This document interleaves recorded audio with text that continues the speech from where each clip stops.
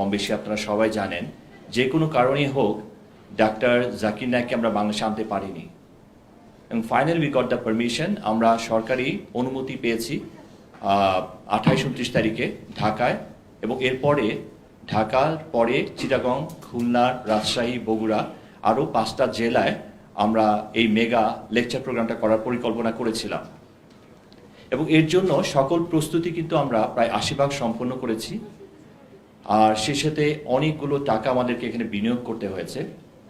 আর আমরা কিছুটা আমরা জানিয়েছিলাম মিডিয়ার মাধ্যমে, ইনফ্যাক্ট যদিও আমরা কোনো প্রেস কনফারেন্স আগে করিনি, আমাদের অফিসিয়াল প্রেস কনফারেন্স লঞ্চিংটা আমরা চেয়েছিলাম 8-9 তারিখের দিকে করতে। আমরা এটার জন্য মন্ত্রণালয়ের কাছে এবং বর্তমান পরিস্থিতির কারণে আমরা ত্রিমাত্রিক ট্রিপল প্রোটেকশন নিয়ে, যেহেতু বর্তমান দেশের পরিস্থিতি সব কিছু বিবেচনা করে আমরা সিকিউরিটি অ্যারেঞ্জমেন্ট করি, এবং এটার জন্য প্রশাসনিকভাবে বাংলাদেশ আর্মি, পুলিশ সব বাহিনী থেকে আমরা অনেক সহযোগিতা পেয়েছি। এবং এটার জন্য যে ধরনের সিকিউরিটি অ্যারেঞ্জমেন্ট দরকার সেটা এর আগে বাংলাদেশে কোনো ইভেন্টে এভাবে হয়নি যেভাবে আমরা পরিকল্পনা করেছিলাম, এবং প্রশাসনের কাছ থেকে আমরা দারুণ সহযোগিতা পেয়েছি। এবং আমাদের এন্টায়ার সিকিউরিটি সিস্টেমটা আমরা বলবো ফুল প্রুফ ছিল। সেই সাথে ঘোষণা দেওয়ার আগের দিন, আমি টকিং অ্যাবাউট 4 তারিখে আমরা মন্ত্রণালয়ে উপস্থিত ছিলাম। আনুষ্ঠানিকতা যা দরকার, সিকিউরিটি অ্যারেঞ্জমেন্ট এবং সরকারিভাবে অনুষ্ঠানটা করার জন্য যে ধরনের অনুমতি প্রয়োজন হোম মিনিস্ট্রি থেকে আমরা সব কিছু কিন্তু নিয়েছি, এবং সব ধরনের কাগজপত্র এবং প্রয়োজনে অনেক বেশি নিয়েছি, যা দরকার হয় তার চেয়ে বেশি আমরা নিয়েছি। যেমন আমাদের যে ভেন্যুটা ছিল সেটা আমরা নির্ধারণ করেছিলাম প্রথমে সারোয়ার্দী উদ্যান, পরে দেখলাম যে দর্শক সমাগম অনেক বেশি হবে, পরে আমরা বাণিজ্য মেলার যে মাঠটা, আগে যে বাণিজ্য মেলা হতো সেই মাঠে আমরা এটা পরিকল্পনা করি। এবং যখন দেখলাম যে দর্শক বা উপস্থিতি আরও বেশি হতে পারে, পরবর্তীতে আমরা ঢাকায় বাংলাদেশ প্যারেড গ্রাউন্ডে ইভেন্টটা করার পরিকল্পনা করি। এবং এটার জন্য যা যা দরকার সরকারি কাগজপত্র এবং অনুমতি সব কিছু পাওয়ার পরে কিন্তু আমরা বিশাল বিনিয়োগ এখানে করি, এবং এই ইভেন্টটা সফলভাবে করার জন্য সার্বিক সহযোগিতা প্রশাসন সবার সাথে আমাদের রেগুলার যোগাযোগ ছিল, এবং এটা সিকিউরিটি ডিজাইন যা যা দরকার সব কিছু আমরা সম্পন্ন করেছি। আমরা আগে বলেছিলাম প্রায় 80% আমরা কিন্তু ইভেন্টে সব কিছু সম্পন্ন করে ফেলেছিলাম সময়ের আগেই। হঠাৎ করে 4 তারিখে ইনফ্যাক্ট আমরা যখন মিনিস্ট্রিতে উপস্থিত ছিলাম তখনও কিন্তু আমাদেরকে আসলে ব্যাপারে জানানো হয়নি যে অনুষ্ঠানটা স্থগিত করা হবে।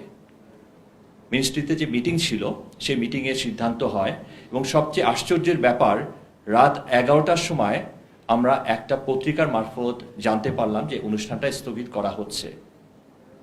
উই ওয়াজ শকড, আমরা আসলে শক ছিলাম, কারণ এত অল্প সময় এত কিছু করার পরেও সব ধরনের ব্যবস্থা যা যা প্রয়োজনীয় দরকার তার চেয়ে আমরা বেশি সব আয়োজন করে রেখেছিলাম। তো আমাদের কাছে মনে হচ্ছে আসলে যে কোনো কারণেই হোক এটা স্থগিত করার আগে আমাদেরকে জানানো উচিত ছিল, কারণ আমরা সার্বক্ষণিক যোগাযোগ সব বাহিনীর সাথে রেখেছি, এবং আমাদের সরকারিভাবে যা যা প্রসিডিউর দরকার, যা যা ফর্মালিটিস দরকার সব কিছু কিন্তু আমরা সম্পন্ন করেছি, এবং ওনারা আমাদেরকে লিখিত অনুমতি দেওয়ার পরে কিন্তু আমরা এই অনুষ্ঠানতে হাত দিয়েছি। তো অনেকে আমাদেরকে বলেছেন আমরা এটা আগুন নিয়ে খেলছি, কারণ আসলে এটার আয়োজনটা অনেক ব্যাপক এবং অনেক বিশাল, কারণ বাংলাদেশের ইতিহাসে এত বড় ইভেন্ট, এরকম মেগা ইভেন্ট এর আগে কোনো সময় সংগঠিত হয়নি, এবং আমরা এর জন্য যে ধরনের প্রস্তুতি নিয়েছিলাম এটা যথেষ্ট ছিল। তো আমরা ইনফ্যাক্ট প্রেস নোটের মধ্যে সব কিছু বিস্তারিত মেনশন করেছি। তো যে কোনো কারণে হোক, সামনে নির্বাচন এবং নিরাপত্তাজনিত কারণে আমাদেরকে হোম মিনিস্ট্রি থেকে, স্বরাষ্ট্র মন্ত্রণালয় থেকে অনুষ্ঠানটা স্থগিত করা হয়েছে। আমরা এখনো বলছি না যে অনুষ্ঠানটা ক্যান্সেল করে দেওয়া হয়েছে, অনুষ্ঠানটা স্থগিত করা হয়েছে, এবং আমার বিশ্বাস স্বরাষ্ট্র মন্ত্রণালয় থেকে ডাক্তার জাকির নায়েকের অনুমতিক্রমে আমরা পরবর্তী শিডিউলটা ঘোষণা করব, যেহেতু আমাদের অনেক বিশাল অলমোস্ট কোটি কোটি টাকা এখানে বিনিয়োগ হয়ে গেছে, এবং সব ধরনের সরকারি ডকুমেন্টস, ইন্টারন্যাশনাল ডকুমেন্টস যা যা দরকার সব কিছু আমরা ব্যবস্থা করে তারপর আমরা হাত দিয়েছিলাম। এবং আমাদের এই ডাক্তার জাকির নায়েকের সাথে পিস টিভি সবাই মিলে 90 জনের উপর একটা টিম, ওনাদের 5 তারকা হোটেল বলেন, ইভেন লজিস্টিক সাপোর্ট বলেন, এন্টায়ার সেট আপ বাইরে থেকে আসার কথা ছিল, এবং অনেক কিছু বাংলাদেশে চলে আসছে এয়ারপোর্টে। তো সেই ক্ষেত্রে আমাদের প্রস্তুতি সেই লেভেলে ছিল যে আমরা অন্তত অনুষ্ঠানের 7 দিন আগে আপনাদের সবাইকে নিয়ে একটা ড্রাই রান দিতাম যে মেগা ইভেন্ট কোন লেভেলের হয়। আমরা সচরাচর মালয়েশিয়া, বা ইন্দোনেশিয়া বা অন্যান্য কান্ট্রিতে ওনার লেকচার দেখে থাকি। তো আমাদের উদ্দেশ্য ছিল ওটাকে বিট করে একটি ডিফারেন্টভাবে এবং সম্পূর্ণ ব্যতিক্রম ধর্মী একটি অনুষ্ঠান বা লেকচার প্রোগ্রাম আপনাদেরকে উপহার দেয়া।